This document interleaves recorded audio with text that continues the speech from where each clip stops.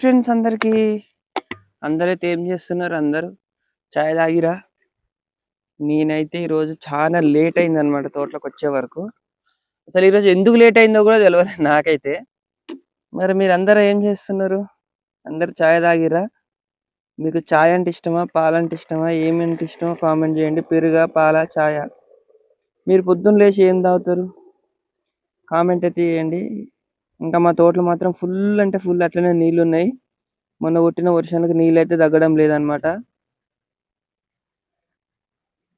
ఓకేనా ఫ్రెండ్స్? అడుగుతుంటే ఇటు పోతున్నాయి.